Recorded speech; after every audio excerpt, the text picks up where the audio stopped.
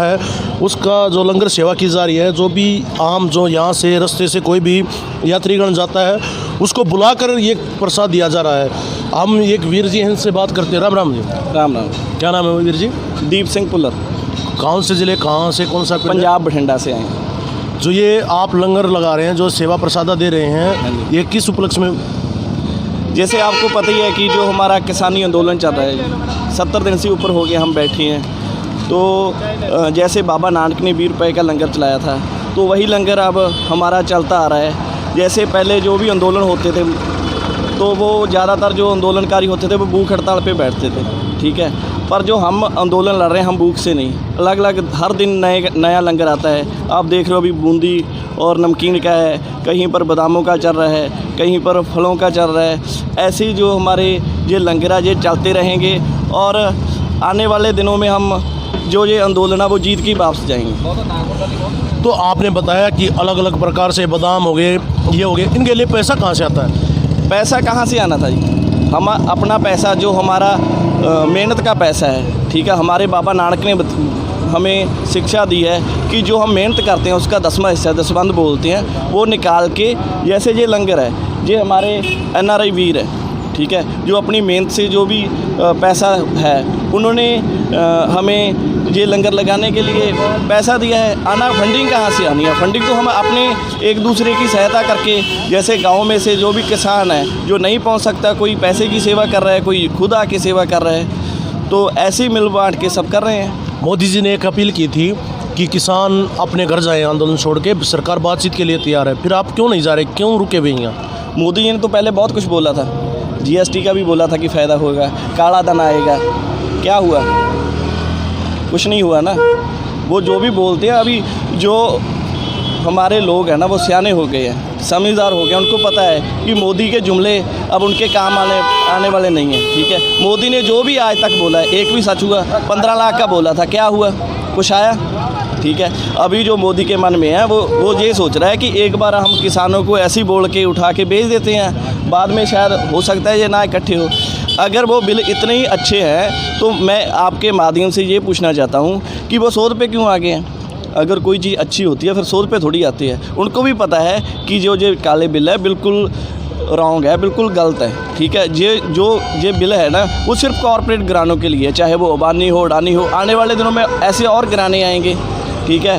क्योंकि आप देखो किसान है, किसान का जो अनाज है, जो ये लड़ाई चल रही है ना, किसान आम लोगों को 17 से 20 रुपये अनाज देना चाहता है, लेकिन जो मोदी है ना वो यही अनाज कॉरपोरेट घराने के राही ये 20 की जगह 100-200 रुपये जो गेहूं के या जो चावल के रेट हो जाएंगे। सरकार ये कहती है कि इसमें काला क्या है, काला बताओ ना। काला सारा कुछ ही काला है जी, ठीक है। आप सीधी सी बात देखो, ठीक है, एक पानी की बोतल है, बिसलरी पीते हो, आप भी पीते हो, हम भी पीते हैं, ठीक है। उसका जो मिनिमम प्राइस है जो हम देखते हैं, उसका लागत मूल्य है कितना होगा? 3 रुपये है, लेकिन 20 रुपये मिल रही है वो, ठीक है। ऐसी अगर जो अनाज है वो कॉरपोरेट घरानों के पास चला जाएगा तो जो उसके रेट है वो बहुत आसमान छू लेंगे। जैसे अभी आप देख सकते हो आलू आ रहा है खेतों में, तो आज से 20-25 दिन, 1 महीना पहले 40 रुपये था, लेकिन जैसे ही वो किसान के पास आया तो वो 7-8 रुपये, 5 रुपये चला गया है। जैसे पहले एक लिमिट थी कॉरपोरेट घरानों की, जहाँ जो भी बड़े अदारे हैं उनके पास की इतनी ही आप कणक, गेहूँ, उसके अलावा जो है अपनी शुगर होगी, वो एक लिमिट में रख सकते थे। लेकिन जब वो लिमिट ही ख़त्म हो जाएगी तो देखो जो कॉरपोरेट घराने वो कितना भी अपने पास रख के, ठीक है, वो उनको ब्लॉक करेंगे। जैसे आपने देखा पहले शुगर का क्या होता है, ठीक है, और दूसरा प्याज का क्या होता है, यही चीज़ आगे होगी। और दूसरी सबसे बड़ी बात है, जब लास्ट टाइम हमारे पंजाब में 1-2 जगह जो देखते हम कि ये कॉन्ट्रैक्टिंग की खेती करते हैं, तो वहाँ पर उन्होंने किन्नू की खेती की थी, तो वर्षा के कारण वो खेती में थोड़ा नुकसान हो गया, तो उन्होंने वो फसल उठाने से मना कर दिया, ठीक है। तो किसान कहाँ जाएगा? जो कॉन्ट्रैक्ट था वो उसका ना तो अब बाहर बेच सकता है, और ना ही जो उसकी जिसके साथ कनेक्ट हुआ था कंपनी के साथ वो भी नहीं उठा रही थी, तो वो पूरे का पूरा लॉस में चला गया। वो बोल रहे हैं कि एक भी बात काला नहीं है, वो सारे सही है, तो फिर 100 रुपये क्यों आए हुए हैं? अगर वो इतनी सही है तो 100 रुपये नहीं आना चाहिए था। और सबसे बड़ी बात, अगर किसानों को फ़ायदा ही होता होगा तो आप देखो 70 दिन हो गया ठान में, ठीक है, 200 से ज़्यादा हमारे किसान शहीद हो गए हैं। तो हम कोई बेवकूफ़ नहीं है, पढ़े लिखे हैं, हमें भी पता है अगर उन्होंने किसानों का फ़ायदा करना है तो ऐसे करो, जीएसटी सॉरी अपना एमएसपी मूल्य है, ठीक है, वो निर्धारित करे, कानून बनाएं। जो गेहूं का रेट 1700-1800 3500 कर दे, सीधा फ़ायदा हो जाएगा हमारा। ऐसे घुमा फिरा के कान मत पकड़ो मोदी जी, हम अनपढ़ नहीं हैं। आप अनपढ़ हो गए क्योंकि पता है, आप कभी बोलते हो मैंने चाय बेची। लास्ट टाइम हम गुजरात के जहाँ किसान आए हुए थे तो उन्होंने बताया कि जो ये बातें बोलते हैं ना कि चाय बेची, जब ये चाय की बात कर रहे हैं ना तो तब तो वहाँ पर स्टेशन ही नहीं था। वो जुमले बहुत हो गए। अब आप सीधे होके किसानों से बड़ा दिल करके आओ। किसान आप अभी भी आपको माफ़ करने को तैयार है। आप सीधी बात पे आओ, 3 कानून रद्द करो और साथ साथ जो एमएसपी का कानून बनाओ। ये वीर जी हैं जो इन्होंने इतनी बड़ी बात कही कि आप कानून वापस लें और हमारा समर्थन खुला, मतलब वही पहले की तरह आपको रिस्पेक्ट रहेगी। और एक बात और बताना चाहेंगे आपको, ये कंवल ग्रेवाल जो पंजाबी गायक हैं, उनके गांव के ही व्यक्तियों के द्वारा हमने बातचीत की। बात करवाते हैं आपकी। राम राम जी वीर जी। राम राम जी। आप कहाँ से आए हैं? अमेरिका से। अमेरिका से आप यहाँ आए हैं? हाँ जी, किस वास्ते? क्योंकि मैं भी जिम्मेदार हूँ, मेरी ज़मीन जायदाद सब कुछ है। आपको ज़मीन की लाउड है? आपको तो है नहीं, आप तो वहाँ विदेश में रहते हैं। अच्छा, आपका खासा नौकरी होगी या बिजनेस होगा? नहीं, अगर जब मैं इधर रहना चाहूँ तो मैं क्या करूँगा जब मेरी ज़मीन ही चलेगी। आपके पास तो बहुत संसाधन, आप तो संपन्न हो गए ना विदेश में जाके।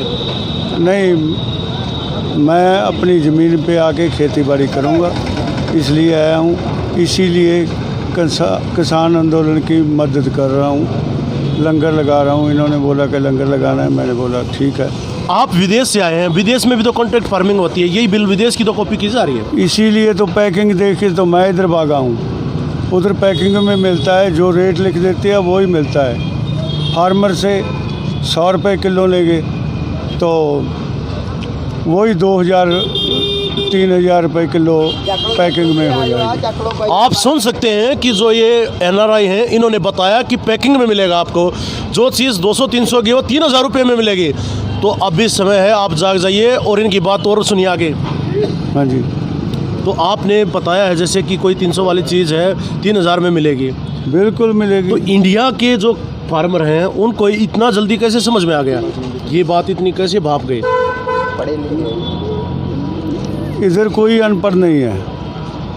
ये तो पहले कहते थे कि पंजाब वाले सब नशेड़ी है, वो नशेड़ी नहीं है। अब उसको पता चल गया, इनको पता चल गया, क्योंकि हम उधर ख़रीदते हैं।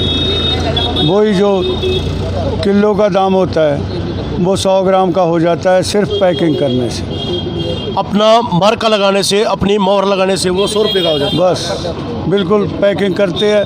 और वही माल जो आप फार्म से इधर फ्रेश माल लेते हो, हाँ, ज़मींदार से, जो खेत किसान से लेते हैं हाँ, डायरेक्ट, आपको फ्रेश मिलता है। तो वो 2-2 साल की पैकिंग हो जाती है, फ्रीज करके दे देते हैं आपको, और रेट भी 10 गुना ज़्यादा हो जाता है। रोहतक की आवाज़ में बात करने के लिए धन्यवाद। Thank you.